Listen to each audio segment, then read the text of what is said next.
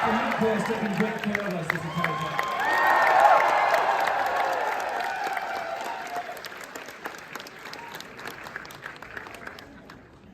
Now I have like 2 stories to tell.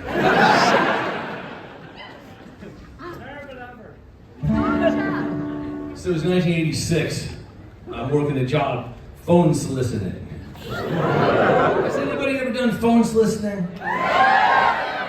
This is the sort of job if you didn't do so great in secondary school, so you guys are trying to figure out an answer and add in the newspaper that says no experience needed. And you go in the office and they don't even ask you what your goals are or anything. Are you available on Monday through Friday? Yes. Do you need money? Yes. They would often have like something to say, if you enjoy working in a rock and roll atmosphere. So I got a job selling the Los Angeles Times by phone, which seemed like a pretty good sell. It was a good paper, you know? But we were selling it to the inland. And to give you an idea of how far inland, I mean, LA is like over by the ocean, right? It's in LA County. The next county over is San Bernardino County, right? And then the next county over that is Riverside County. And it was people east of Riverside that was supposed to sell the Times to. Those people don't give a shit about this. And they really sound confused when you call them, you know. And the only fun you can have is sort of to take on new identities. My personal favorite that I did 40 times a day. Hi, this is Sebastian with the Los Angeles Times. Sebastian! Because we're offering a special bargain in your area. But that was 1986, and there was an album out by a band produced by Elvis Costello called Rum, Sodomy, and the Lash.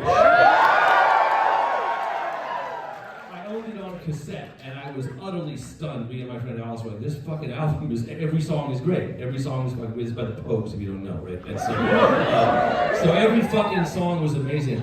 And the Pogues were playing at the Palace, which was my favorite place to go see shows. And the boss's name was Keith. It was a big fella out of Detroit, you know, and like we were 19, so anybody over 25 is like an old ass man. So Keith is storming around the office in his belt and his coat, and I was, hey, Keith, we gotta get off early tonight to go see the Pogues. And he said, I don't think so. What do you fucking mean? It's a fucking phone soliciting job. He said, we're not selling anything anyway. You know us. You know our track record. Let us go. And I said, no, I don't think so. Go back to work. And like we sat down, like, no, we've been planning this for weeks. What are we gonna do? This job is not worth missing the Pogues for. Right? So this story does not end happily, I'm sorry to tell you. I did wind up seeing the Pogues a couple years later.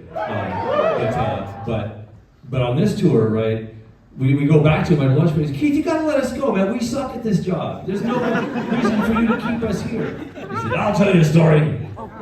When I was 16, up in Michigan, mind you, which is where Bob Seger is from. And he said, I had a job in Michigan pumping gas. And Bob Seger, the Silver Bullet Band, were playing the Pontiac Arena. And I asked my boss if I could have the night off, and he said no, so you can't go see the Pogues. If I should fall from grace with God, where no doctor had buried in the sun, still the angels won't receive me. Let me go, boys. Let me go, boys. Let me go down in the mud where the river's all run dry.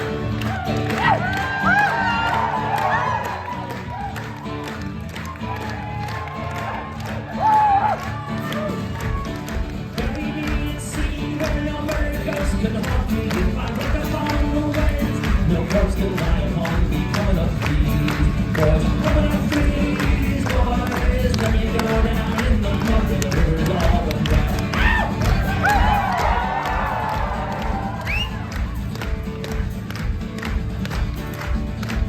This land was always ours, was the proud land of our fathers. It belongs to us and them, not to any of the others. Let them go, boys, let them go, boys.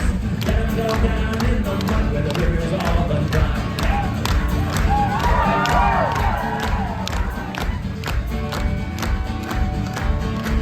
If ashes fall from basement God, where no doctor can believe me, if I'm buried at the side, still the angels won't receive me. Let me go, boys. Let me go, boys. Let me go down in the mud where the river's all but dry. Let me go down in the mud where the river's all but dry.